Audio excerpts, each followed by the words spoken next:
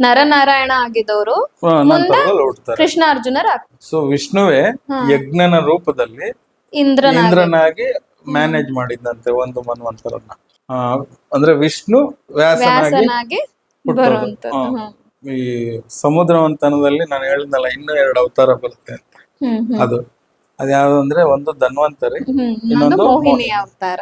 ಜಯ ವಿಜಯರಿಗೆ ಶಾಪ ಕೊಟ್ಟಿದ್ ಇವ್ರೆ.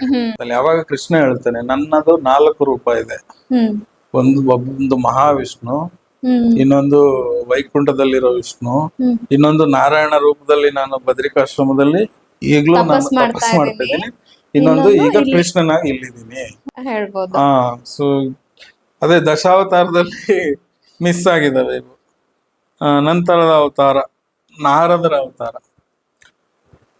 ತುಂಬಾ ಜನಕ್ಕೆ ಗೊತ್ತಿಲ್ಲ ನಾರದರು ವಿಷ್ಣುವಿನ ಅವತಾರ ಅಂತ.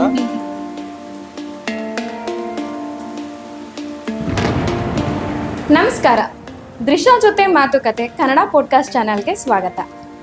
ದಶಾವತಾರ ಅಲ್ಲದೇನೆ ವಿಷ್ಣುವಿನ ಬೇರೆ ಬೇರೆ ಅವತಾರಗಳ ಬಗ್ಗೆ ನಾವು ಮೊದಲನೇ ಎಪಿಸೋಡ್ನಲ್ಲಿ ಹೇಳಿದ್ವಿ. ಅದರ ಬಗ್ಗೆ ಇವತ್ತು ನಾವು ಮಾತಾಡೋಣ. ನಂತರದ ಅವತಾರ ನಾರದರ ಅವತಾರ. ತುಂಬಾ ಜನಕ್ಕೆ ಗೊತ್ತಿಲ್ಲ ನಾರದರು ವಿಷ್ಣುವಿನ ಅವತಾರ ಅಂತ. ಸೊ ನಾರದರು ಕೂಡ ಬ್ರಹ್ಮನ ಮಾನಸ ಪುತ್ರ.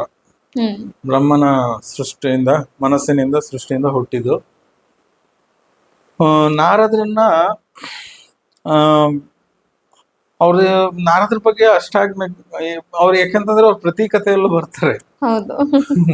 ಹಾಗಾಗಿ ಸೊ ಬಟ್ ಏನಂತಂದ್ರೆ ಎಲ್ರು ನಮ್ಮ ಪೋರ್ಟ್ರೇಯಲ್ಸ್ ಹೆಂಗಿದೆ ನಾರದ್ರ ಬಗ್ಗೆ ಸ್ವಲ್ಪ ಫನ್ನಿ ಕ್ಯಾರೆಕ್ಟರ್ ಮಾಡ್ಬಿಟ್ಟಿದ್ದಾರೆ. ಅಲ್ಲ, ಅವ್ರನ್ನ ದೇವ ಋಷಿ ಅಂತಾರೆ, ದೇವತೆಗಳಲ್ಲಿ ಋಷಿ ಆಗ್ತಾ ಒಂದು. ಇನ್ನೊಂದು ನಾರದ್ರು ಮಾಡೋ ಕೆಲ್ಸ ನೋಡಿ, ಯಾವ ಕತೆ ಎಲ್ಲಾರು ತಗೊಳ್ಳಿ, ಅವರು ಈ ಏನ್ ನಡೀತಾ ಇರೋ ಪ್ರೋಗ್ರೆಸ್ ನ ಫಾಸ್ಟ್ ಮಾಡ್ತಾರೆ.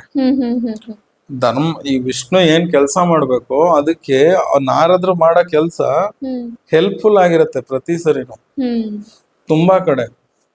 ಫಾರ್ ಎಕ್ಸಾಂಪಲ್ ರಾವಣನ್ ಬಗ್ಗೆ, ರಾವಣ ಏನ್ ಮಾಡಿರ್ತಾನೆ, ನವಗ್ರಹಗಳನ್ನೆಲ್ಲ ಬಂಧಿಸಿ ಅವನ ಸ್ನಾನಗೃಹಕ್ಕೆ ಮೆಟ್ಲು ಮಾಡ್ಕೊಂಡಿರ್ತಾನೆ. ಅವನು ಅವ್ರ ಬೆನ್ನ ಮೇಲೆ ಅಂದ್ರೆ ಉಲ್ಟಾ ಮಲಗಿಸಿರ್ತಾನೆ, ಎದೆ ಕೆಳಗೆ ಬೆನ್ನು ಮೇಲ್ಗಡೆ, ಬೆನ್ನ ಮೇಲೆ ಕಾಲಿಟ್ಕೊಂಡು ಹತ್ತುತ್ತಿದ್ದಂತೆ. ಅವಾಗ ನಾರದ್ರು ಬಂದ್ರೆ ಹೇಳಿದಂತೆ, ಅವ್ರ ಬೆನ್ನ ಮೇಲೆ ಕಾಲಿಟ್ರೆ ಏನಪ್ಪ ಪ್ರಯೋಜನ, ಸೀದಾ ಮಲಗಿಸಿ ಅವ್ರ ಎದೆ ಮೇಲೆ ಕಾಲಿಟ್ಕೊಂಡು ಹೋಗು, ಅವಾಗ ಅವ್ರ ಜಂಬ ಕಡಿಮೆ ಆಗುತ್ತೆ ಅಂತ ನಾರದ್ರು ಈ ತರ ಹೇಳಿದ್ರಂತೆ. ಆಕ್ಚುಲಿ ಇದೊಂಥರ ತಪ್ಪು ಅನ್ಸುತ್ತೆ. ಬಟ್ ಆಮೇಲೆ ಯಾವಾಗ ನವಗ್ರಹಗಳನ್ನ ಈಗ ಉಲ್ಟಾ ಮಲಗಿಸ್ದ, ಶನಿಯ ದೃಷ್ಟಿ ಇದು ರಾವಣನ ಮೇಲೆ ಬೀಳುತ್ತೆ, ಅವಾಗ ಅವನ ಡೌನ್ ಫಾಲ್ ಶುರುವಾಯ್ತು ಅಂತ. ಸೊ ಈ ತರದ್ ಕೆಲಸ ಮಾಡಿದ್ರ ಇದು ಮಹಾಭಾರತದಲ್ಲೂ ತುಂಬಾ ಸರಿ ಅವ್ರ ಉಲ್ಲೇಖ ಬರುತ್ತೆ. ಫಾರ್ ಎಕ್ಸಾಂಪಲ್ ಇವ್ರ 5 ಜನನು ದ್ರೌಪದಿನ ಮದ್ವೆ ಆಗ್ಬೇಕು ಅಂತ ನಿಶ್ಚಯ ಆದಾಗ, ಐ ಥಿಂಕ್ ಮದ್ವೆ ಆಗಿರುತ್ತೆ ಅನ್ಸುತ್ತೆ, ಅಥವಾ ನಿಶ್ಚಯ ಆದಾಗ ನಾರದ್ರು ಬಂದು ಹೇಳ್ತಾರೆ, ನೀವು 5 ಜನನು ಮದ್ವೆ ಆಗ್ತಿದ್ದೀರಾ ಓಕೆ, ಬಟ್ ನಿಮ್ಮಲ್ಲಿ ಒಂದು ರೂಲ್ಸ್ ಇರ್ಬೇಕು, ಒಂದೇ ಸರಿ ಮಾತ್ರ ಒಬ್ಬರ ಜೊತೆ ಮಾತ್ರ ಆಕೆ ಸಂಸಾರ ಮಾಡ್ಬೇಕು, ಆ ಟೈಮಲ್ಲಿ ಬೇರೆಯವ್ರು ಯಾರು ಅಲ್ಲಿ ಬರಬಾರ್ದು, ಇದನ್ನೆಲ್ಲ ರೂಲ್ಸ್ ಮಾಡ್ಕೊಳ್ಳಿ ಅಂತ ಹೇಳ್ಕೊಡ್ತಾರೆ ನಾರದ್ರು. ನಂತರದಲ್ಲಿ ರಾಜಸೂಯ ಯಾಗ ಮಾಡು ಅಂತ ಕೂಡ ಹೇಳಿದ್ದು ಅವ್ರೇನೆ. ಮಹಾಭಾರತದಲ್ಲಿ ತುಂಬಾ ಕಡೆ ನಾರದ್ರು ಉಲ್ಲೇಖ ಬರುತ್ತೆ. ಅದಲ್ದಲೆ ರಾಜಸೂಯಾಗ ಮಾಡೋದು ಯುಧಿಷ್ಠಿರ ಧರ್ಮರಾಯನಿಗೆ ಹೇಳ್ಕೊಡೋದು ಅದನ್ನೇ. ಹಾಗೆ ತುಂಬಾ ಕಡೆ ನಾರದ್ರು ಉಲ್ಲೇಖ ಏನಂದ್ರೆ, ಯಾವಾಗ್ಲೂ ಇದನ್ನ ಏನು ವಿಷ್ಣು ಅಧರ್ಮನ ನಾಶ ಮಾಡೋದಕ್ಕೆ ಎಂಟೈರ್ ಕಥೆಯಲ್ಲಿ ಅದನ್ನ ಒಂದ್ ಸ್ವಲ್ಪ ಫಾಸ್ಟ್ ಫಾರ್ವರ್ಡ್ ಮಾಡೋದು, ಹೆಂಗ್ ಬೇಕೋ ಅದ್ ತಿರುಗ್ಸೋದು. ಈಗ ಇದನ್ನ ಅವ್ರನ್ನ ಕೆಟಲಿಸ್ಟ್ ಅನ್ಬೋದು. ಕೆಟಲಿಸ್ಟ್ ಅಂದ್ರೆ ಏನಂದ್ರೆ, ಒಂದೇನೋ ಒಂದು ಕೆಮಿಕಲ್ ಎಕ್ಸ್ಪೆರಿಮೆಂಟ್ ಅನ್ಕೊಳ್ಳಿ, 2 ಮೇನ್ ಎಲಿಮೆಂಟ್ ಹಾಕ್ತಿವಿ ವಸ್ತುಗಳು, ಬಟ್ ಅದು ಆ ಕ್ರಿಯೆ ನಡಿಬೇಕು ಅಂದ್ರೆ, ರಿಯಾಕ್ಷನ್ ನಡಿಬೇಕು ಅಂದ್ರೆ ಇನ್ನೊಂದ್ 3ನೇದ್ ನಡಿಬೇಕು, ಹಾಕ್ಬೇಕು. ಅಲ್ದ್ರದ್ದು ಏನಲ್ಲಿ ಕೆಲಸ ಇರಲ್ಲ, ಬಟ್ ಅದ್ರ ಪ್ರೆಸೆನ್ಸ್ ಇರ್ಬೇಕು. ಅದ್ರ ಇದ್ರೆ ಮಾತ್ರ ಆ ಕ್ರಿಯೆ ನಡೆಯುತ್ತೆ, ಅದನ್ನ ಕೆಟಲಿಸ್ಟ್ ಅಂತಾರೆ. ಸೊ ನಾರದ್ರೆ ಈ ಕೆಲಸ ಮಾಡೋದು ಜಾಸ್ತಿ. ಸೊ ಅವರು ಕೂಡ ಒಂದು ರೀತಿ ಅಧರ್ಮವನ್ನ, ಏನು ಅಧರ್ಮದ ನಾಶದ ಕಥೆಗಳಿದೆ ವಿಷ್ಣುವಿನ ಅವತಾರಗಳು, ಅಲ್ಲಿ ಸಪೋರ್ಟ್ ಮಾಡೋ ಕೆಲ್ಸನೇ ಮಾಡೋದು. ಹಾಗಾಗಿ ನಾರದ್ರು ಕೂಡ ಒಂದು ಅವತಾರ ಅಂತಾನೆ ಇದ್ ಮಾಡ್ತಾರೆ. ನಾರದ್ರ ಬಗ್ಗೆ ಇನ್ನೊಂದ್ ಸಣ್ಣ ಕತೆ ಹೇಳ್ತೀನಿ, ತುಂಬಾ ಇಂಪಾರ್ಟೆಂಟ್. ಇದು ಮೆಡಿಟೇಷನ್ ಮಾಡ್ತೀವಿ ಅಂತ ಯಾರು ಹೇಳ್ತಾರಲ್ಲ, ಅವ್ರಿಗೆ ಬೇಸಿಕ್ ಮೆಡಿಟೇಷನ್ ಅಂದ್ರೆ ಏನು ಅಂತ ಹೇಳೋದಕ್ಕೆ ನಾರದ್ರ ಬಗ್ಗೆ ಒಂದ್ ಕತೆ ಹೇಳ್ತೀನಿ. ಒಂದ್ಸರಿ ನಾರದ್ರು ವಿಷ್ಣು ಹತ್ರ ಹೋದ್ರಂತೆ. ನಾನು ಪ್ರತಿ ಕ್ಷಣಕ್ಕೂ ನಾರಾಯಣ ನಾರಾಯಣ ಅಂತ ನಿನ್ನ ಹೆಸರು ಹೇಳ್ತಾ ಇರ್ತೀನಿ, ಹಾಗಾಗಿ ಯಾವಾಗ್ಲೂ ನಿನ್ನ ಭಕ್ತಿಲೇ ಮುಳುಗಿದ್ದೀನಿ, ನನ್ನನ್ನ ಮೀರಿಸಿದ ವಿಷ್ಣು ಭಕ್ತರು ಯಾರು ಇಲ್ಲ ಸೃಷ್ಟಿಯಲ್ಲೇ ಅಂತ ನಾರದ್ರು ಹೇಳ್ತಾರೆ. ಹಾಗೇನಿಲ್ಲ, ಭೂಮಿ ಮೇಲೆ ಒಬ್ಬ ಇದ್ದಾನೆ, ಅವನು ಸಾಮಾನ್ಯ ಬಡ ರೈತ, ಅವನು ನಿನಗಿನ್ನ ದೊಡ್ಡ ಭಕ್ತ ವಿಷ್ಣು ಹೇಳಿದ್ರಂತೆ. ಸರಿ ಹೌದಾ, ನೋಡ್ಕೊಂಡ್ ಬರ್ತೀನಿ ಅವನ್ ಏನ್ ಮಾಡ್ತಾನೆ ಅಂತ ಬಂದ್ರಂತೆ ನಾರದ್ರು. ಇಲ್ಲಿ ಅವನು ಅಬ್ಸರ್ವ್ ಮಾಡಿದ್ರೆ ಅವನು ಬೆಳಗ್ಗೆ ಹೇಳೋದು, ಎದ್ದ ತಕ್ಷಣ ಅವನ ಕ್ರಿಯಾಕರ್ಮ ಎಲ್ಲ ನಿತ್ಯ ಕರ್ಮಗಳು ಮುಗಿಸಿ ಕೆಲ್ಸಕ್ಕೆ ಅಂದ್ರೆ ಅವನ್ ಏನು ಕೃಷಿ ಕೆಲ್ಸಕ್ಕೆ ಹೋಗಕ್ ಮುಂಚೆ ಆಕಾಶ ನೋಡ್ಕೊಂಡು ಅವನಿಗೆ ಗೊತ್ತಿರೋ ಯಾವ ಮಂತ್ರ ಇಲ್ಲ, ವೇದ ಮಂತ್ರಗಳಿಲ್ಲ, ಏನಿಲ್ಲ, ಅವನಿಗೆ ಗೊತ್ತಿರೋ ಒಂದು ಶಿವನ ಒಂದಷ್ಟು ಹೆಸರುಗಳು ಹೇಳೋದು. ಶಿವ ಅಲ್ಲ, ವಿಷ್ಣುವಿನ ಹೆಸರುಗಳು, ವಿಷ್ಣು, ಹರಿ, ಕೃಷ್ಣ, ಗೋವಿಂದ, ಏನ್ ಅವನ್ ಗೊತ್ತಿದ ಒಂದಷ್ಟು ಹೆಸರು ಹೇಳ್ಬಿಟ್ಟು ಭಕ್ತಿ ಭಾವದಿಂದ ನಮಸ್ಕಾರ ಮಾಡಿ ಅವ್ನ್ ಕೆಲ್ಸಕ್ಕೆ ಹೋಗೋದಂತೆ. ಅದ್ ಬಿಟ್ಟು ಇನ್ನೇನು ಮಾಡಲ್ಲ, ಅವ್ನ್ ಕೆಲ್ಸ ಆಯ್ತು, ಅವ್ನ್ ಜೀವನ ಆಯ್ತು. ಬಟ್ ಅದನ್ನ ಮಾತ್ರ ಮಿಸ್ ಮಾಡ್ತಾ ಇರ್ಲಿಲ್ಲ. ಇವ್ರಿಗೆ ಕೋಪ ಬಂದ್ಬಿಡ್ತಾನೆ ನಾರದ್ರಿಗೆ. ನಾನು ಪ್ರತಿ ಕ್ಷಣಕ್ಕೂ ಹೇಳ್ತಾ ಇದೀನಿ, ಒಂದು ನನ್ಗೆ ಅಷ್ಟು ಜ್ಞಾನ ಇದೆ, ಪ್ರತಿಯೊಂದ್ರಲ್ಲೂ ನಾನು ಇದನ್ನ, ಇವ್ ಬರೀ 2 ನಿಮಿಷ ಬರೀ ಅದೇ ಏನೋ ಒಂದ್ 4 ಹೆಸರು ಬಡ ಅಂತಾನೆ ಅವನನ್ನ ಭಕ್ತ ಅಂತಾರಲ್ಲ ಅಂತ. ಸೊ ನಂತರ ಅಲ್ಲಿ ವಿಷ್ಣು ಹೇಳಿದ್ರಂತೆ, ಹೌದಾ, ಹಾಗಾದ್ರೆ ಒಂದ್ ಕೆಲ್ಸ ಮಾಡು, ನೀನ್ ಇವತ್ತೇನು ಡೈಲಿ ಸುತ್ತೀಯಲ್ಲ, ಇವತ್ ನಿನ್ ಕೈಗೆ ಒಂದು ಪಾತ್ರೆ ಕೊಡ್ತೀನಿ, ಅದ್ರಲ್ಲಿ ಎಣ್ಣೆ ಇರುತ್ತಂತೆ, ಎಣ್ಣೆ ತುಂಬಿದ್ದೀನಿ, ಅದನ್ನ ಕೈಲಿ ಇಟ್ಕೊಂಡು ಇವತ್ ಭ್ರಮಣೆ ಮಾಡು, ನಾಳೆ ತಗೊಂಬ ನೋಡೋಣ ಹೇಗೆ ಅಂತ. ಆದ್ರೆ ಒಂದು ತೊಟ್ಟು ಎಣ್ಣೆನೂ ಕೆಳಗ್ ಬೀಳಬಾರ್ದು, ಹುಷಾರಾಗಿ ಅಂತ ಹೇಳಿದ್ರು. ಸರಿ ಆಯ್ತು, ನಾರದ್ರು ಹಿಡ್ಕೊಂಡು ಹುಷಾರಾಗಿ ಅವರ ನಿತ್ಯ ಎಲ್ಲ 3 ಲೋಕಗಳ ಸಂಚಾರವನ್ನು ಮುಗಿಸಿ ಬಂದ್ರಂತೆ. ಒಂದು ತೊಟ್ಟು ಇದು ಬಿದ್ದಿರ್ಲಿಲ್ವಂತೆ. ನೋಡಿ, ನಿಮ್ ಟೆಸ್ಟ್ ಅಲ್ಲಿ ನಾನು ಪಾಸ್ ಆಗ್ಬಿಟ್ಟೆ ಅಂತ. ಸರಿ ಆಯ್ತು, ಈ ಕೆಲಸ ಮಾಡಿದೆಯಲ್ಲ, ಈ ಕೆಲ್ಸದ ಮಧ್ಯದಲ್ಲಿ ಎಷ್ಟು ಸರಿ ನನ್ನನ್ನು ನೆನ್ಸ್ಕೊಂಡೆ ನೀನು ಅಂತ ಕೇಳೋದಂತೆ ವಿಷ್ಣು. ಒಂದ್ಸರಿ ನಾನು ನೆನ್ಸ್ಕೊಳ್ಳಿಲ್ಲ ಅಂತ. ಅವಾಗ ಹೇಳಿದ್ರಂತೆ, ನೋಡು, ಅವನ್ಗೂ ನಾನೊಂದ್ ಕೆಲ್ಸ ಕೊಟ್ಟಿದ್ದೀನಿ, ಭೂಮಿ ಮೇಲೆ ಅವನ್ ಜೀವನ ಇದೆ, ಎಲ್ಲಾ ಮಾಡ್ತಾ ಇದ್ದಾನೆ. ಅವನ್ ಕೆಲ್ಸದ ಮಧ್ಯ ಯಾವುದೇ ಒಂದು ಪ್ರತಿಫಲ ಬೇಡದಲೆ ನನ್ನನ್ನ ಒಂದು ಇದ್ರಲ್ಲಿ ನನ್ನನ್ನು ಕುರಿತು ಧ್ಯಾನ ಮಾಡ್ತಾನೆ. ಅದು 2 ನಿಮಿಷಕ್ಕೆ ಮಾಡ್ತಾನೆ, ಬಟ್ ಅವನ್ಗೆ ಯಾವುದೇ ಪ್ರತಿಫಲ ಕೇಳ್ತಾ ಇಲ್ಲ, ಇಂಥದ್ ಕೊಡು ಅಂತ ಕೇಳ್ತಾ ಇಲ್ಲ, ಏನಿಲ್ಲ, ಜಸ್ಟ್ ನಾನ್ ಧ್ಯಾನ ಮಾಡ್ತಾನೆ. ನಿನ್ಗೆ ಒಂದೇ ಒಂದ್ ಕೆಲ್ಸ ಕೊಟ್ಟೆ, ಏನು, ಎಣ್ಣೆ ಹಿಡ್ಕೊಂಡ್ ಸುತ್ಕೊಂಡ್ ಬಾ ಅಂತ. ಅದ್ರ ಮಧ್ಯದಲ್ಲಿ ನೀನ್ ಒಂದ್ಸರಿನೂ ನನ್ನ ನೆನ್ಸ್ಕೊಳ್ಳಿಲ್ಲ, ಯಾಕಂದ್ರೆ ನಿನ್ ಕೆಲ್ಸದ ಮೇಲೆ ಇದು ಜಾಸ್ತಿ ಆಯ್ತು ಅಂತ. ಸೊ ಅಂತ ಹೇಳಿ ನಾರದ್ರಿಗೆ ಹೇಳ್ತಾರಂತೆ ಇದೊಂದ್ ಕತೆ. ಅವಾಗ ನಾರದ್ರಿಗೆ ಅರ್ಥ ಆಯ್ತು ಇದ್ರದ ಸಿಗ್ನಿಫಿಕೆನ್ಸ್ ಏನು ಅಂದ್ರೆ, ನನಗ್ ತಿಳಿದಿತ್ತು, ಎಲ್ರು ಮೆಡಿಟೇಷನ್ ಅಂದಾಗ ಏನ್ ಅನ್ಕೊಂತಾರೆ, ಸುಮ್ನೆ ಕಣ್ಣು ಮುಚ್ಚಿ ಧ್ಯಾನ ಮಾಡೋದು ಅಥವಾ ಮಂತ್ರಗಳು ಹೇಳೋದು, ಜಪ ಮಾಡೋದು. ನಿಮ್ ಮನ್ಸೆಲ್ಲ ಇದ್ರೆ ಪ್ರಯೋಜನ ಇಲ್ಲ. ನೀವು ನಿಷ್ಕಲ್ಮಶವಾಗಿ ಕನೆಕ್ಟ್ ಆಗ್ಬೇಕು ಪರಮಾತ್ಮನಿಗೆ. ಅದ್ ನೀವು ಬರೀ 2 ನಿಮಿಷ ಆಗಿ 10 ನಿಮಿಷ ಆಗಿ, ಅದು ಮೆಡಿಟೇಷನ್. ಅವಾಗ ನಿಮ್ಗೆ ಆ ಶಕ್ತಿ ಬರುತ್ತೆ.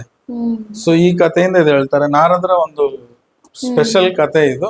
ಅಂದ್ರೆ 24 ಗಂಟೆ ನಾರಾಯಣ ನಾರಾಯಣ ಅನ್ನೋದಲ್ಲ, ದಿನದ 2 ನಿಮಿಷ ಭಕ್ತಿ ಭಾವದಿಂದ ನಾರಾಯಣನನ್ನ, ವಿಷ್ಣುವನನ್ನ ಸ್ಮರಿಸೋದು, ಅವರನ್ನ ಕನೆಕ್ಟ್ ಮಾಡ್ಕೊಳ್ಳೋದು ಭಕ್ತಿ.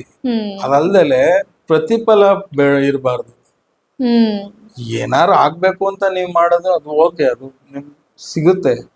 ಬಟ್ ನೀವ್ ಮಾಡಕ್ ಶುರು ಮಾಡಿದಾಗ್ಲೇನೆ, ನಾನು ಇದು ಇವತ್ತು ಹೋಗಿ ದೇವಸ್ಥಾನಕ್ಕೆ ಹೋಗ್ತೀನಿ, ಅಲ್ಲಿ ದೇವ್ರ ಹತ್ರ ಕೇಳ್ಕೊತೀನಿ. ನೀವ್ ಹೋಗಕ್ಕೆ ಪ್ಲಾನ್ ಆಗ್ತಿರೋದೇ ದೇವ್ರ ಹತ್ರ. ಏನಾರು ಬೇಡಕ್ ಹೋದಾಗ ನೀವು ಬೇಡುವ ಭಿಕ್ಷುಕರಾಗಿ ಉಳ್ಕೊಬಿಡ್ತೀರಾ, ಭಕ್ತನಾಗಲ್ಲ. ಸೊ ಪ್ರತಿಫಲ ಇಲ್ದಲೆ ಕೇಳಬೇಕು, ಭಗವಂತನ ಈ ಭಕ್ತಿ ಕತೆ ಮಾಡ್ಬೇಕು. ತುಂಬಾನೇ ಬೇಕಾಗಿತ್ತು ಅಂತಾನೆ ಹೇಳ್ಬೋದು. ಯಾಕೆಂದ್ರೆ ಭಗವಂತನ ಪ್ರತಿ ಒಂದು ಗ್ರಾಟಿಟ್ಯೂಡ್ ನ ಮರ್ತು ಬಿಡ್ತಾ ಇದೀವಿ. ಹಾ ಒಂದು ಹೌದು. ಏನ್ ಕೊಟ್ಟಿದಾನೆ ಅದಕ್ಕೆ ಥ್ಯಾಂಕ್ಸ್ ಹೇಳೋದನ್ನ ಮರ್ತು ಬಿಡ್ತಾ ಇದೀವಿ. ಹಿಂದಿನ ದಿನ ಏನೋ ಕೊಟ್ಟಿದ್ದ, ಆಯ್ತು ಮಾರನೇ ದಿನ ಇನ್ನೊಂದೇನೋ ಕೇಳಕ್ ಹೋಗ್ತೀವಿ ಅಷ್ಟೇ ನಾವು. ಆಮೇಲೆ ಇನ್ನೊಂದು ಮೆಡಿಟೇಷನ್ ಅಂದಾಗ ನಮ್ಗೆ ಅದು ಅಷ್ಟೊಂದು ಹೆಲ್ಪ್ ಆಗುತ್ತೆ, ಇಷ್ಟೊಂದು ಹೆಲ್ಪ್ ಆಗುತ್ತೆ. ನೋ ಮೆಡಿಟೇಷನ್ ಅದಲ್ಲ ನನ್ನ ಪ್ರಕಾರ. ನೀವು ಭಗವಂತನ ಜೊತೆ ನಿಷ್ಕಲ್ಮಶವಾಗಿ ಯಾವುದೇ ಏನೇ ನನಗೆ ಆ ಶಕ್ತಿ ಬರುತ್ತೆ, ನನಗೆ ಆ ಪ್ರಾಬ್ಲಮ್ ಸಾಲ್ವ್ ಆಗುತ್ತೆ ಅದೆಲ್ಲ ಮರ್ತ್ಬಿಡಿ. ಜಸ್ಟ್ ಕನೆಕ್ಟ್ ಆಗಿ ನಿಮ್ಮ ಆತ್ಮ ಪರಮಾತ್ಮದಲ್ಲಿ ಒಂದು ಕನೆಕ್ಷನ್ ಮೇಂಟೈನ್ ಮಾಡಿದ್ರೆ ಸಾಕು. ನಂತರ ಅದು ನಿಮ್ಮಲ್ಲಿ ನಮ್ಮಲ್ಲಿ ಆ ಕೆಪಾಸಿಟಿ ಉಟ್ಕೊಳ್ಳುತ್ತೆ. ಯಾವ ಪ್ರಾಬ್ಲಮ್ ಬೇಕಾದ್ರೆ ಸಾಲ್ವ್ ಮಾಡ್ಕೊಂತೀರಾ, ನಿಮ್ಗೆ ಏನ್ ಬೇಕೋ ಅದೆಲ್ಲ ಸರಿ ಹೋಗುತ್ತೆ. ನಿಮ್ ಮೆಂಟಲ್ ಸ್ಟ್ರೆಂತ್ ಜಾಸ್ತಿ ಆಗುತ್ತೆ. ಈ ಮೆಡಿಟೇಷನ್ ಮಾಡಿಸೋರು ಅಥವಾ ಮೆಡಿಟೇಷನ್ ಬಗ್ಗೆ ಹೇಳ್ಕೊಡುವಾಗ್ಲೇನೆ ಇದನ್ನೆಲ್ಲ ಸೇಲ್ ಮಾಡ್ತಾರೆ. ನಿಮ್ಗೆ ಆ ಹೆಲ್ಪ್ ಆಗುತ್ತೆ, ನಿಮ್ ಮೆಂಟಲ್ ಸ್ಟ್ರೆಂತ್ ನಾವು ಹೆಲ್ಪ್ ಮಾಡ್ತೀವಿ, ಬನ್ನಿ ನಮ್ ಜೊತೆ ಮೆಡಿಟೇಷನ್ ಮಾಡಿ. ಏನು ಬೇಡ, ನೀವು ಫಸ್ಟ್ ಮೆಡಿಟೇಷನ್ ಮಾಡಿ ನಿಷ್ಕಲ್ಮಶವಾಗಿ, ಯಾವುದೇ ಪ್ರತಿಫಲದ ಅಪೇಕ್ಷೆ ಇಲ್ದಲೆ ಭಗವಂತನ ಜೊತೆ ಆ ಪರಮಾತ್ಮನ ಜೊತೆ ನಿಮ್ಮ ಆತ್ಮವನ್ನ ಕನೆಕ್ಟ್ ಮಾಡಿ, ಅಷ್ಟೇ ಮೆಡಿಟೇಷನ್.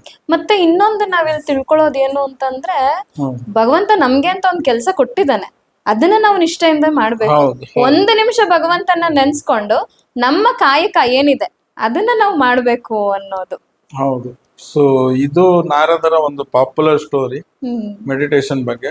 ನಾ ಹೇಳ್ದಂಗೆ ನಾರದ್ರು ಕೂಡ ಒಂದು ಅವತಾರ. ಸೊ ನನ್ನ ಲಿಸ್ಟ್ ಅಲ್ಲಿ ಇದೊಂದು ಏನಿತ್ತು ಅಥವಾ ವಿಷ್ಣು ಪುರಾಣದಲ್ಲಿರೋ ಲಿಸ್ಟ್ಗಳಲ್ಲಿ ನಾರದರ ಅವತಾರದಕ್ಕೆ ಮುಗಿಸಿದ್ದೀನಿ. ಇನ್ನು ಕೆಲವೊಂದು ಬೇರೆ ಬೇರೆ ಬೇರೆ ಕಥೆಗಳಲ್ಲಿರೋ ಒಂದೆರಡು ಅವತಾರದ ಬಗ್ಗೆ ಹೇಳೋಣ. ಸೊ ಅದರಲ್ಲೊಂದು ಹಯಗ್ರೀವ ಅವತಾರ ಅಂತ. ವಿಷ್ಣುವಿನ ಅದ್ ನೋಡಿರ್ತೀರಾ ಅಥವಾ ಎಲ್ಲ ಇಂಟರ್ನೆಟ್ ಅಲ್ಲಿ ಹುಡ್ಕೋದ್ರೆ ನಿಮ್ಗೆ ಸಿಗುತ್ತೆ.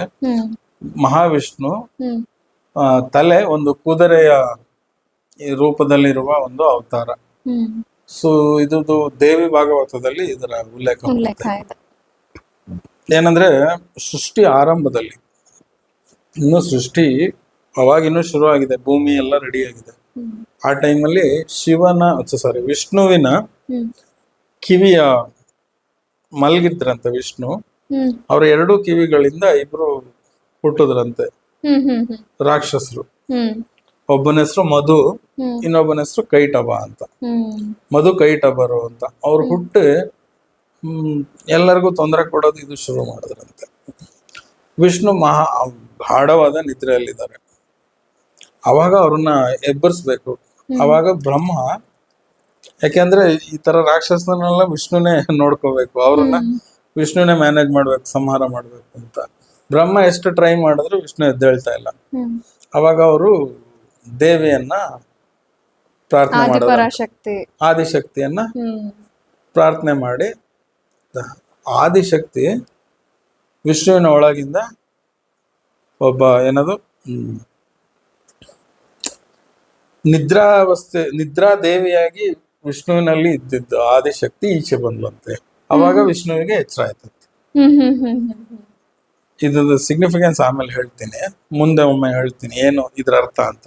ಸೊ ಆದಿಶಕ್ತಿಯ ಸಹಾಯದಿಂದ ವಿಷ್ಣುವಿನ ಎಬ್ಬರಿಸಿ, ನಂತರದಲ್ಲಿ ಆ ಮಧು ಕೈಟಭರು ದೇವಿಯನ್ನೇ ಸ್ತುತಿ ಮಾಡಿ, ನಮ್ಗೆ ಸ್ವೇಚ್ಛಾ ಮರಣ ಬೇಕು ಅಂತ, ಸ್ವಇಚ್ಛೆಯಿಂದ ನಾವು ನಮ್ಗೆ ಹೆಂಗ್ ಬೇಕು ಅಂದ್ರೆ ಭೀಷ್ಮನಿಗೆ ಏನಿರುತ್ತಲ್ಲ ಇಚ್ಛಾ ಮರಣ, ಆ ತರ ಕೇಳ್ಕೊಂಡಿದ್ರಂತೆ. ಸೊ ಅವ್ರದ್ ಮತ್ತೆ ಉಪಟಳ ಜಾಸ್ತಿ ಆದಾಗ ವಿಷ್ಣು ಎದ್ರು ಅವರು ಯುದ್ಧ ಮಾಡಕ್ ಹೋದ್ರಂತೆ. ಸಾವಿರಾರು ವರ್ಷ ಕಾಲ ಯುದ್ಧ ಆಯ್ತು. ಬಟ್ ಇವ್ರಿಗೆ ಸ್ವಚ್ಛ ಮರಣ ಇದೆ. ಹೇಗೆ? ಸುಸ್ತಾಗಿ ಕೂತ್ಕೊಂಡ್ರಂತೆ, ಮತ್ತೆ ಸುಸ್ತಾಗಿ ಕೂತ್ಕೊಂಡು ಮತ್ತೆ ಯುದ್ಧ ಮಾಡೋದು ಹೀಗೆ. ಆಮೇಲೆ ಮಾತಾಡಕ್ ಶುರು ಮಾಡಿದ್ರಂತೆ. ಏನ್ ಸುಸ್ತಾಗ್ಬಿಟ್ಯಾ ನೀನ್, ವಿಷ್ಣು ಅಂತ ದೇವ್ರು ಅಂತಾರೆ ಅಂತ ವಿಷ್ಣುಗೆ ಹೀಯಾಳ್ಸಕ್ ಶುರು ಮಾಡಿದ್ರಂತೆ. ಅವಾಗ ವಿಷ್ಣು ಹೇಳದಂತೆ, ನೀವು ತುಂಬಾ ಶಕ್ತಿವಂತರು, ನನ್ ಕೈಲೂ ನಿಮ್ಮನ್ನ ಸೋಲ್ಸಕ್ ಆಗ್ತಿಲ್ಲ, ನಿಮ್ಗೇನಾರು ವರ ಬೇಕಾದ್ರೆ ಕೇಳಿ ಅಂತ. ಅಲ್ಲ, ನಮ್ಮನ್ ಸೋಲ್ಸಕ್ ಆಗ್ತಿಲ್ಲ, ನೀನೇ ಸುಸ್ತಾಗಿದ್ಯಾ, ನಿನ್ಗೇನ್ ಬೇಕು ಕೇಳೋ, ನಾವೇ ಕೊಡ್ತೀವಿ ಅಂದ್ರಂತ ಅವ್ರಿಬ್ರು ಮಧುಕೈಟ. ಹಾಗಾದ್ರೆ ನಿಮ್ಮಿಬ್ರು ಪ್ರಾಣ ಬೇಕು ಅಂತ ಕೇಳಿದ್ನಂತೆ. ಅವಾಗ ಆಯ್ತು ಕೊಡ್ತೀವಿ, ನೀರು ಇಲ್ದೇ ಇರೋ ಜಾಗದಲ್ಲಿ ನಮ್ಮನ್ನ ಸಾಯಿಸ್ಬೇಕು ಅಂತ. ನೀರ್ ಇಲ್ದೇ ಇರೋ ಜಾಗದಲ್ಲಿ. ಹಾ, ಅವ್ ನಮ್ಮ ಇಚ್ಛೆ ಎಲ್ಲಿ ನೀರ್ ಅಂದ್ರೆ ನಾವು ಸತ್ತಾಗ ನಮ್ಮ ದೇಹ ನೀರಲ್ಲಿ ಬೀಳ್ಬಾರ್ದು. ಹಾ, ಓಕೆ. ಆ ಟೈಮಲ್ಲಿ ಭೂಮಿ ಫುಲ್ ನೀರಲ್ಲಿ ಇತ್ತು ಇದು ಸೃಷ್ಟಿಯ ಮೊದಲು. ಸೊ ಎಲ್ಲಿ ಸಾಯಿಸಿದ್ರು ಅವ್ರು ನೀರೊಳಗೆ ಬೀಳ್ತಾರೆ. ಹ್ಮ್ ಹಾಗಾಗಿ ಅವ್ರು ಆ ರೀತಿ ಕೇಳಿದ್ರಂತೆ ನೀರ್. ಬಟ್ ಅವ್ರ ಇಚ್ಛೆ ವ್ಯಕ್ತಪಡಿಸಿದ್ರು. ಹ್ಮ್ ಅವಾಗ ವಿಷ್ಣು ತನ್ನ ಶರೀರ ದೊಡ್ಡದ್ ಮಾಡದಂತೆ, ಇವ್ರು ದೊಡ್ಡದ್ ಮಾಡಿದ್ರು. ಎಷ್ಟು ದೊಡ್ಡ ಮಾಡದ ಅಂತಂದ್ರೆ ಇಡೀ ಭೂಮಂಡ, ಇಡೀ ಸೃಷ್ಟಿಯನ್ನ ಬರೀ ಅವನ್ ತೊಡೆ ಆವರಿಸಿರ್ತಂತೆ. ಅವ್ರ ತೊಡೆ ಮೇಲೆ ಅವ್ರಿಬ್ರನ್ನ ನಿಲ್ಲಿಸ್ಕೊಂಡು ಅಲ್ಲಿ ಅವ್ರನ್ನ ಸಾಯಿಸಿದ್ನಂತೆ, ಮಧುಪೇಟ ಅವ್ರನ್ನ. ಸೊ ಅವ್ರ ಶರೀರ ಅವ್ನ ತೊಡೆ ಮೇಲೆ ಬಿತ್ತು. ಹಾಗಾಗಿ ಅವರು ನೀರೊಳಗೆ ಬೀಳಲಿಲ್ಲ. ಅವರ ಇಚ್ಛೆಯಂತೆ ಅವರು ಮರಣ ಆಯ್ತು. ಸೊ ನಂತರದಲ್ಲಿ ಅವರ ಮೆದುಳು ಭೂಮಿ ಮೇಲೆ ಬಿತ್ತಂತೆ. ಅವಾಗ ನೀರು ತುಂಬ ಎಲ್ಲೆಲ್ಲ ಅವ್ರ ಮೊದ್ಲು ಬಿತ್ತು ಅಲ್ಲೆಲ್ಲ ನೀರು ಇರೋ ನೀರು ಡ್ರೈ ಪ್ಲೇಸ್ ಆಯ್ತು. ಅವ್ರ ಮೆದುಳೇ ಮಣ್ಣು ಅಂತ. Okay okay okay. ಸೊ ಇದು ನಂತರ ನಮ್ಮ ಇವತ್ತಿನ ಇದ್ರಲ್ಲಿ ಕೆಲವ್ರು ಏನ್ ಹೇಳ್ತಾರೆ ಅಂದ್ರೆ, ಮಣ್ಣೊಳಗಿನ ಪದಾರ್ಥಗಳು ಯಾಕೆ ತಿನ್ನಲ್ಲ ವೆಜಿಟೇಬಲ್ಸ್ ಆದ್ರು ಅಂದ್ರೆ ಈ ಕಾರಣಕ್ಕೆ, ಆ ರಾಕ್ಷಸರ ಅವರ ದೇಹಗಳಿಂದ ಹುಟ್ಟಿದ್ದು. Okay okay okay. ಆಯ್ತಾ? ಸೊ ನೆಲದ ಕೆಳಗಡೆ ಏನೇನಿದೆ ಬೆಳಿತಾರೆ ಅದನ್ನ ತಿನ್ನಲ್ಲ ಅನ್ನೋದಕ್ಕೆ ಕಾರಣ ಇದು. ಇದು ಸೊ ಇದು ಈ ಕತೆ. ಇದ್ರ ನಂತರದಲ್ಲಿ ಏನಾಗುತ್ತೆ, ವಿಷ್ಣು ಇವ್ರ ಜೊತೆ ಇಷ್ಟು ಸಾವಿರಾರು ವರ್ಷ ಯುದ್ಧ ಮಾಡಿದಕ್ಕೆ ಸುಸ್ತಾಗಿ ತನ್ನ ಧನಸ್ಸನ್ನ ಹಿಂಗೆ ಇಟ್ಕೊಂಡು ಮಲಗ್ಬಿಟ್ನಂತೆ. ಲಕ್ಷ್ಮಿ ಕೂಗಿದ್ರು ಕೇಳ್ತಾ ಇಲ್ಲ, ಯಾರು ಕೂಗಿದ್ರು ಕೇಳ್ತಿಲ್ಲ. ಅಷ್ಟು ಗಾಢವಾದ ನಿದ್ದೆಯಲ್ಲಿ ವಿಷ್ಣು ಮಲಗಿದ್ದಾನೆ ಧನಸ್ಸನ್ನ ಹಿಂಗೆ ಇಟ್ಕೊಂಡು. ಸೊ ಅವಾಗ ಲಕ್ಷ್ಮಿಗೆ ಬೇಜಾರಾಗಿ, ಎಷ್ಟು ಕೂಗಿದ್ರು ನನ್ನ ಕಡೆ ತಿರುಗುತ್ತಿಲ್ಲ, ನಿನ್ನ ತಲೆ ತಿರುಗ್ತಾ ಇಲ್ಲ, ನನ್ನ ಕಡೆ ತಿರುಗಿ ಸಹ ನೋಡ್ತಾ ಇಲ್ಲ, ನಿನ್ ತಲೆ ತುಂಡರಿಸಿ ಸಮುದ್ರಕ್ಕೆ ಬೀಳ್ಲಿ ಅಂತ ಬೇಜಾರಾಗಿ ಬೈಕೊಂತ. ಶಾಪ ಅನ್ನೋ ರೀತಿ. ಮಹಾಲಕ್ಷ್ಮಿ ಹಾಗೆ ಹೇಳ್ದಾಗ ಅದೊಂದು ರೀತಿ ಶಾಪದ ತರಾನೆ, ಬಟ್ ಅವಳು ಬೇಜಾರಾಗಿ ಹಾಗೆ ಹೇಳ್ತಾಳೆ. ಸೊ ಈ ಕಡೆ ಬ್ರಹ್ಮ ಎಬ್ಬರಿಸ್ಬೇಕು ಅಂತ ಈ ಸರಿ ಏನ್ ಮಾಡ್ತಾನೆ, ಒಂದು ದುಂಬೆ ಹುಳನ ಸೃಷ್ಟಿ ಮಾಡಿ ಅದರ ಕೈಯಲ್ಲಿ ಆ ಧನುಸ್ಸಿನ ಇದಿರುತ್ತಲ್ಲ ಪ್ರತ್ಯಂಚ ಅದನ್ನ ಕಟ್ ಮಾಡಿಸ್ತಾನೆ. ಅದನ್ನ ಬಿಗ್ಗಿಯಾಗಿ ಎಳ್ದು ಕಟ್ಟಿರ್ತಾರ ಧನಸ್ಸು. ಬಿಟ್ಟಾಗ ಅದು ಹಿಂಗೆ ಲೂಸ್ ಆಗುತ್ತೆ. ಯಾವಾಗ ಹಿಂಗ್ ಇಟ್ಟಿದ್ ಧನಸ್ಸು ಲೂಸ್ ಆಯ್ತು, ಫೋರ್ಸ್ಗೆ ವಿಷ್ಣುವಿನ ತಲೆ ಕಟ್ ಆಗೋಯ್ತಂತೆ. ಕಟ್ಟಾಗಿ ಸಮುದ್ರದಲ್ಲಿ ಬಿತ್ತಂತೆ. ಅವಾಗ ಇದೇನಾಯ್ತು, ವಿಷ್ಣುವೇ ಇಲ್ದೆ ಆದ್ರೆ ಹೇಗೆ ಅಂತ ಹೇಳಿ ದೇವತೆಗಳೆಲ್ಲ ದೇವಿನ ಮತ್ತೆ ಸ್ತುತಿ ಮಾಡಿದಾಗ ದೇವ್ ಹೇಳಿದಂತೆ, ಒಬ್ಬ ರಾಕ್ಷಸ ಇದ್ದಾನೆ, ಅವನು ಕೂಡ ಕುದುರೆಯ ತಲೆ, ಮನುಷ್ಯನ ಬಾಡಿ ಕುದುರೆ ತಲೆ ಇರುವ ಒಬ್ಬ ರಾಕ್ಷಸ. ಆತನ ಹೆಸರು ಹಯಗ್ರೀವ. ಸೊ ಅವನನ್ನ ಸಂಹಾರ ಮಾಡಬೇಕು ಅಂದ್ರೆ ಹಯಗ್ರೀವ ರೂಪದ ಸಂಹಾರ ಮಾಡೋದು. ಹಯ ಅಂದ್ರೆ ಕುದುರೆ. ಸೊ ಈ ವಿಷ್ಣುವಿಗೆ ಒಂದು ಕುದುರೆ ತಲೆಯನ್ನ ಜೋಡಿಸಿ ಅವಾಗ ಅವನು ಮತ್ತೆ ಇದಾಗ್ತಾನೆ. ಇವನು ಹಯಗ್ರೀವನನ್ನ ಸಂಹಾರ ಮಾಡ್ತಾನೆ. ಯಾಕೆಂದ್ರೆ ಅವನು ಆ ರೀತಿ ನನ್ನ ಹತ್ರ ವರ ಪಡೆದಿಯಾನೆ. ಹಯಗ್ರೀವ ಅನ್ನೋ ರಾಕ್ಷಸನ ಹೆಸರು ಹಯಗ್ರೀವ. ಇಲ್ಲಿ ವಿಷ್ಣು ರೂಪನು ಹಯಗ್ರೀವ ರೂಪ. ಸೊ ಹಂಗಾಗಿ ವಿಷ್ಣುವಿಗೆ ಕುದುರೆ ತಲೆ ಜೋಡಿಸ್ತಾರೆ. ನಂತರ ಆ ರೂಪದಲ್ಲಿ ಆ ರಾಕ್ಷಸನನ್ನ ವಿಷ್ಣು ಸಂಹಾರ ಮಾಡ್ತಾರೆ. ಸೊ ಇದು ವಿಷ್ಣುವಿನ ಹಯಗ್ರೀವ ರೂಪ. ಇದರ ಹಲವಾರು ದೇವಸ್ಥಾನಗಳು ಇದೆ. ಇದು ಇನ್ನೊಂದು ನಂಬಿಕೆ ಏನಿದೆ ಅಂತ ಹೇಳಿದ್ರೆ, ಸರಸ್ವತಿ ದೇವಿಗೆ ಗುರುಗಳು ಅನ್ನೋ ಒಂದು ನಂಬಿಕೆ ಇದೆ. ಹಯಗ್ರೀವ ರೂಪ ಏನಿದೆ ವಿಷ್ಣುವಿಂದು, ಅದು ಸರಸ್ವತಿ ದೇವಿಯ ಗುರುಗಳು ಅಂತ ನಂಬ್ತಾರೆ. ಅದಕ್ಕೆ ಇನ್ನೊಂದು ಅಂದ್ರೆ, ಮಕ್ಕಳಿಗೆ ಓದ್ಲಿಕ್ಕೆ ಏನಾದ್ರು ಕಷ್ಟ ಇದ್ರೆ ಅಥವಾ ಫೋಕಸ್ ಚೆನ್ನಾಗಿ ಬರ್ಲಿ ಅಂತ ಹೇಳಲಿಕ್ಕೆ ಹಯಗ್ರೀವ ಸ್ತೋತ್ರನ ಪಠಿಸೋದು ತುಂಬಾ ಒಳ್ಳೇದು ಅಂತ ಕೂಡ ಹೇಳ್ತಾರೆ. ಆ ಸ್ತೋತ್ರನ ನಾನು ಮೆನ್ಷನ್ ಮಾಡಿರ್ತೀನಿ. ನಿಮ್ಮನೆ ಮಕ್ಕಳಿಗೆ ಏನಾದ್ರೂ ಅವಶ್ಯಕತೆ ಇದ್ದಲ್ಲಿ ದಯವಿಟ್ಟು ಅದನ್ನ ಹೇಳಿಸಿ. ನನ್ನ ಪ್ರಕಾರ ಮಕ್ಕಳಿಗೆ ದಿನ ಒಂದು 5 ನಿಮಿಷಕ್ಕಾದ್ರೂ ಆಗಷ್ಟು ಕೆಲವೊಂದು ಬೇಸಿಕ್ ಸ್ತೋತ್ರಗಳು, ಗಣೇಶನ ಸ್ತೋತ್ರ, ಸರಸ್ವತಿ ದೇವಿ ಸ್ತೋತ್ರ, ನೀವು ಹೇಳ್ದಂಗೆ ಹಯಗ್ರೀವ ಸ್ತೋತ್ರ, ಈ ಸ್ತೋತ್ರಗಳು ಎಲ್ಲರ ಮನೆಯಲ್ಲೂ ಒಂದು ಆ ಚಿಕ್ಕ ವಯಸ್ಸಿಂದಾನೇ ಒಂದ್ ಸ್ವಲ್ಪ ಬೈ ಹಾರ್ಟ್ ಮಾಡಿಸಿ ನಾವು ಶ್ಲೋಕಗಳ ಬಗ್ಗೆನೆ ಒಂದು ಹೇಳಿದಾಗ ಅದ್ರಲ್ಲಿ ಇದನ್ನ ಹೇಳಿದೀವಿ. ಸೊ ಅದನ್ನ ಮಾಡಿಸಿ, ಇದು ಒಳ್ಳೇದು. ಈ ಹಯಗ್ರೀವ ಶ್ಲೋಕ ಅವ್ರು ಹೇಳ್ದಂಗೆ ಅವ್ರ ಓದಿಗೆ ಅನುಕೂಲ ಆಗುತ್ತೆ, ಅವ್ರ ವಿದ್ಯಾಭ್ಯಾಸಕ್ಕೆ ಅನುಕೂಲ ಆಗುತ್ತೆ ಅಂತಂದ್ರೆ ಡೈಲಿ ಹೇಳೋದ್ರಲ್ಲಿ ಏನು ತಪ್ಪಿಲ್ಲ. ಸೊ ಇದು ಒಂದು ಹಯಗ್ರೀವ ಅವತಾರ. ಇದಲ್ದಲೆ ಹಲವಾರು, ನನ್ ಮುಂಚೆನೆ ಮೊದಲ ಈ ಅವತಾರ ಅಂತ ಬಂದಾಗ್ಲೇನೆ ಹಲವಾರು ವಿಷಯ ಇದೆ ಹೇಳಿದೀನಿ. ಫಾರ್ ಎಕ್ಸಾಂಪಲ್ ಗಣೇಶನು ಒಂಥರ ಅವತಾರ, ನಮ್ಮಲ್ಲೂ ಅವತಾರ ಅಂತ. ಸೊ ಈ ಸನತ್ ಕುಮಾರರ ಅವತಾರ ಹೇಳಿದ್ನಲ್ಲ, ಇದು ಅವತಾರ ಅಲ್ಲ, ಜಸ್ಟ್ ಒಂದು ಕತೆ ಹೇಳ್ತೀನಿ ಹೆಂಗೆ ಬೇರೆ ಬೇರೆಯಲ್ಲೂ ಹೆಂಗೆ ವಿಷ್ಣು ಬರ್ತಾನೆ ಅಂತ. ಸನತ್ ಕುಮಾರರು ಅಂತ ಹೇಳ್ತೀನಲ್ಲ, ಅವ್ರು ಯಾವಾಗ ಈ ಮೇನಧನ್ಯ ಕಲಾವತಿಯರಿಗೆ ಶಾಪ ಕೊಡ್ತಾರೆ, ನೀವು ಮನುಷ್ಯರಾಗಿ ಅಂತ. ನಂತರದಲ್ಲಿ ಹೇಳ್ತಾರೆ ನೀವು ಶಕ್ತಿಯ ತಾಯಂದ್ರ ಆಗ್ತೀರಾ ಅಂತ.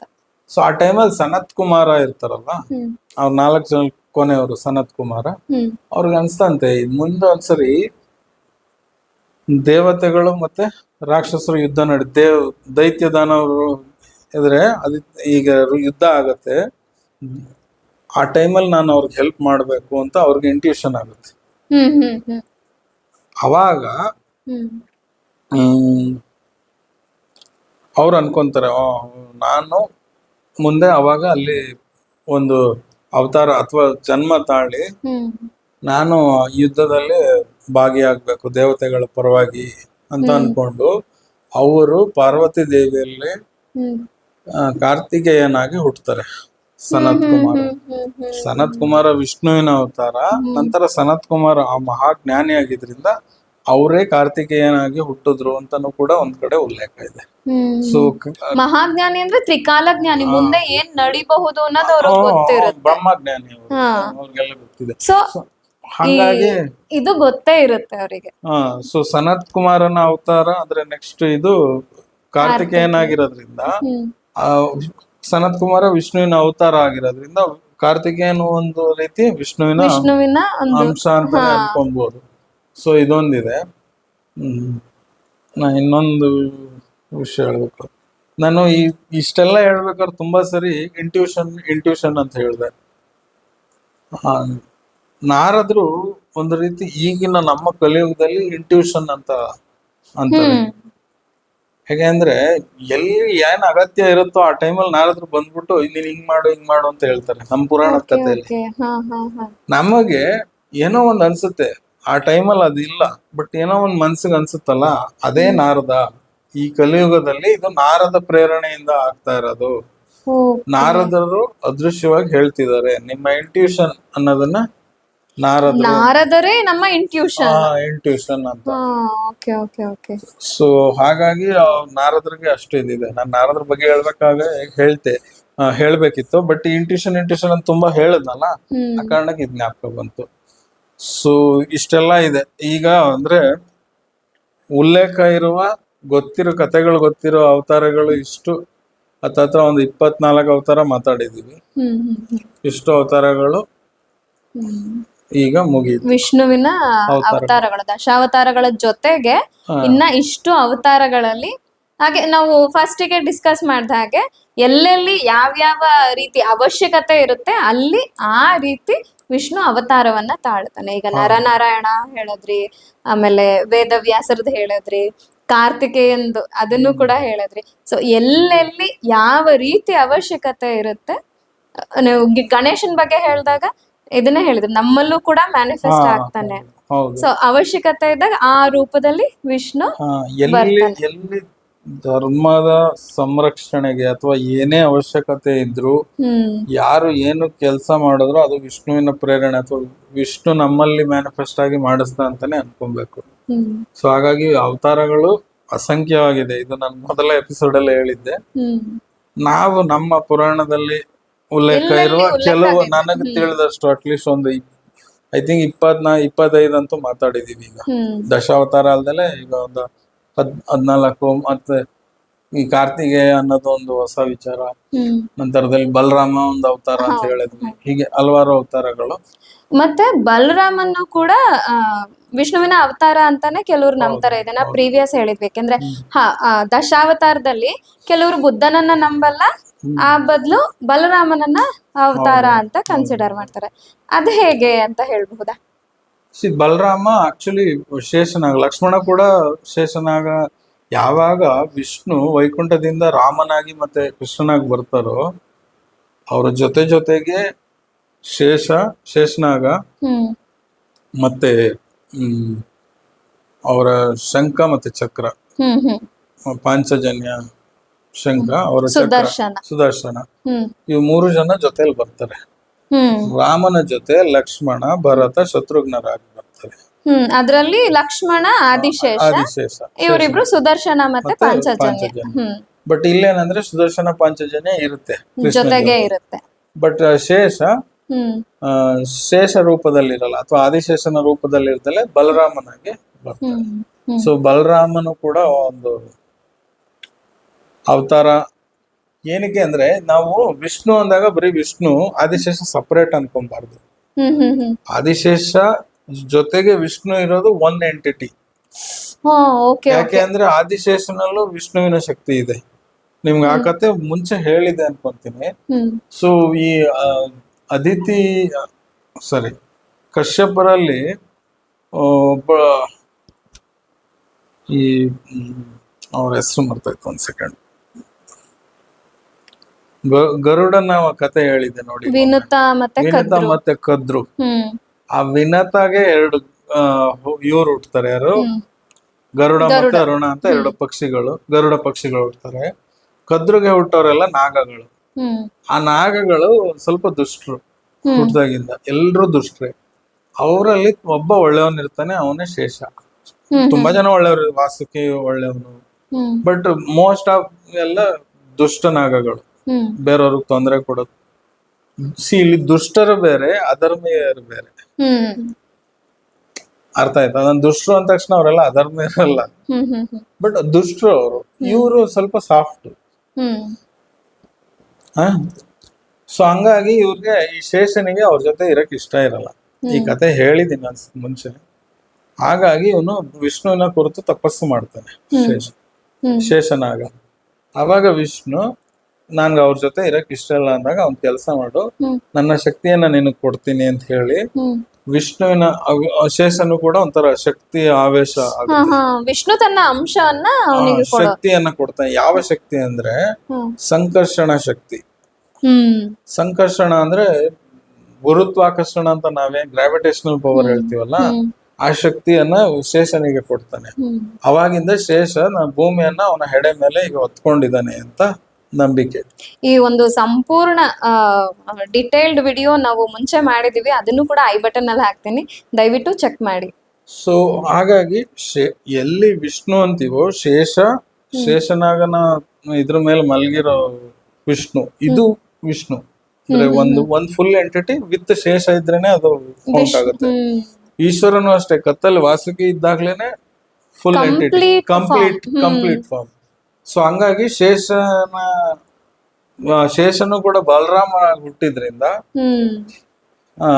ಅದು ಅವತಾರ ಅಂತಾನೆ ಕನ್ಸಿಡರ್. ಆ ಲೆಕ್ಕದಲ್ಲಿ ಲಕ್ಷ್ಮಣನು ಅವತಾರ, ಯಾಕೆಂದ್ರೆ ಲಕ್ಷ್ಮಣನು ಶೇಷನಾಗೆ ಹುಟ್ಟಿದ್ದು. ಸೊ ಹೀಗಾಗಿ ಬಲರಾಮನು ಕೂಡ ಅವತಾರ ಅಂತಾರೆ. ಕೆಲವರು ಬುದ್ಧನ ಒಪ್ಕೊಳ್ಳಕ್ ಆಗದೇ ಇರೋ ಕಾರಣಕ್ಕೂ ಬಲರಾಮ ಅಂತ ಹೇಳ್ಬೋದು. ದಶಾವತಾರದಲ್ಲಿ ಅದನ್ನ ಕೌಂಟ್ ಮಾಡಿದ್ರು. ನಾನು ಹೇಳಿದೆ, ದಶಾವತಾರ ಅನ್ನೋದು ಪಾಪ್ಯುಲರ್ ಆಗಿರೋದೇ ಅದಕ್ಕೋಸ್ಕರ ಅಷ್ಟೇ. ಅದಲ್ದಲೆ ಅಲ್ಲಿರೋ ಸ್ಟೋರಿ ಏನಿದೆ ಅದು ನಮ್ಗೆ ತುಂಬಾ ಹತ್ರದ್ದು ಅಥವಾ ತುಂಬಾನೇ ರಿಲೆವೆಂಟ್ ಅನ್ಸೋ ಕಾರಣಕ್ಕೆ ಅದು ಜಾಸ್ತಿ ಪಾಪ್ಯುಲಾರಿಟಿನ ಪಡ್ಕೊಂಡಿದೆ ಅಂತ. ಸೊ ನನ್ನ ಪ್ರಕಾರ ಬೇರೆ ಯಾವ್ದಲ್ದೇ ಇದ್ರು, ನಾರದ್ರು, ವೇದವ್ಯಾಸರು, ಮೋಹಿನಿ ಅವತಾರ, ಈ 3 ಅವತಾರ ಕೂಡ ಅಷ್ಟು ಫೇಮಸ್ ಇದ್ದೇ ಇದೆ. ತುಂಬಾ ರಿಲೆವೆಂಟ್, ತುಂಬಾ ಇಂಪಾರ್ಟೆಂಟ್. ಎಸ್ಪೆಷಲಿ ವೇದವ್ಯಾಸರು ಮತ್ತೆ ನಾರದ್ರು ಇವತ್ತಿಗೂ ನಮ್ಮಲ್ಲಿ ಇಂಟ್ರೊಡ್ಯೂಷನ್ ಕ್ರಿಯೇಟ್ ಮಾಡೋದು ನಾರದರ ಪ್ರೇರಣೆ ಅಂತ ನಾವು ಹೇಳಿದೆ. ವೇದವ್ಯಾಸರು ಅಷ್ಟು ಜ್ಞಾನವನ್ನು ನಮ್ಮ ಕಲಿಯುಗ ಕೊಟ್ಟಿದ್ದು. ಹಿಂಗಾಗಿ ಅವತಾರಗಳಲ್ಲಿ ದಶಾವತಾರ ಅದ್ಯಾವ್ದೋ ಒಂದು ಕಾರಣಕ್ಕೆ ಫೇಮಸ್ ಇರ್ಬೋದು. ಸೊ ಬೇರೆ ಅವತಾರಗಳು ಇಷ್ಟವರೆಗೂ ಮಾತಾಡಿದ್ವಿ, ಇವು ಕೂಡ ಇಂಪಾರ್ಟೆಂಟು. ಅದ್ರಲ್ಲಿ ಕೆಲವೊಂದ್ರ ಬಗ್ಗೆ ನನಗ್ ಜಾಸ್ತಿ ಗೊತ್ತಿರ್ಲಿಲ್ಲ, ಎಷ್ಟು ಗೊತ್ತಿದೆ ಅಷ್ಟು ಹೇಳಿದೀನಿ. ಸೊ ಟೋಟಲ್ ಒಂದು 25 ಅವತಾರ ಕವರ್ ಮಾಡಿದೀನಿ. ಸೊ ಇಲ್ಲಿಗೆ ನನ್ನ ನಾಲೆಜ್ ಅಲ್ಲಿ ಇದ್ದಿದ್ದ ಅವತಾರದ ಸೀರೀಸ್ ನಾವು ವಿಷ್ಣುವಿನ ಅವತಾರಗಳ ಸೀರೀಸ್ ಮುಗಿಸ್ಬೋದು. ಓಕೆ, ಸೊ ಇದು ಒಂದು ಒಳ್ಳೆ ಅಂದ್ರೆ ಅವತಾರ ಅಂದ್ರೆ ಏನು ಅನ್ನೋದ್ರಿಂದ ಹಿಡಿದು ದಶಾವತಾರ ಅಲ್ಲದೆ ಬೇರೆ ಬೇರೆ ಅವತಾರಗಳು ಮತ್ತೆ ಅದರ ಹಿಂದಿನ ಕಥೆಗಳು, ಪುರಾಣಗಳಲ್ಲಿರೋ ಉಲ್ಲೇಖಗಳು ಎಲ್ಲಾನು ನಾವ್ ಈ ಸೀರೀಸ್ ನಲ್ಲಿ ಕವರ್ ಮಾಡಿದೀವಿ. ಸೊ ಈ ಸೀರೀಸ್ ನ ಕಡೆಯ ಎಪಿಸೋಡ್ ಆಗಿರುತ್ತೆ ಇದು. ಇಲ್ಲಿಗೆ ನಮ್ಮ ಈ ವಿಡಿಯೋನ ಮುಗಿಸ್ತಾ ಇದೀವಿ. ಮುಂದಿನ ವಿಡಿಯೋದಲ್ಲಿ ಮುಂದಿನ ಒಂದು ನಮ್ಮ ಸನಾತನ ಧರ್ಮಕ್ಕೆ, ನಮ್ಮ ಪುರಾಣಗಳಿಗೆ ಸೇರಿದಂತ ಒಂದು ವಿಶೇಷವಾದಂತ ಸಂಚಿಕೆಯೊಂದಿಗೆ ನಿಮ್ಮನ್ನ ಭೇಟಿಯಾಗ್ತೀವಿ. ನಮಸ್ಕಾರ. ಸ್ನೇಹಿತರೆ, ನಮ್ಮ ದೃಶ್ಯ ಜೊತೆ ಮಾತುಕತೆ ಕನ್ನಡ ಪಾಡ್ಕಾಸ್ಟ್ ಚಾನಲ್ಗೆ ನೀವೇನಾದರೂ ಮೊದಲನೇ ಬಾರಿ ಬರ್ತಾ ಇದ್ರೆ ದಯವಿಟ್ಟು ನಮ್ಮ ಚಾನಲ್ನ ಸಬ್ಸ್ಕ್ರೈಬ್ ಮಾಡ್ಕೊಳ್ಳಿ.